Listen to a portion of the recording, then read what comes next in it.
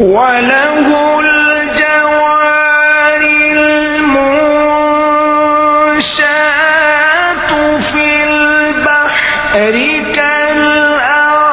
كالأعلام فبأي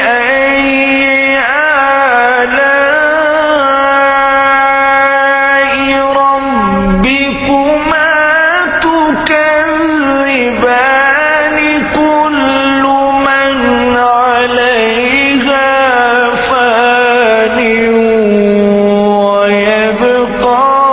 وجه ربك ذو الجلال والإكرام فبأي آلاء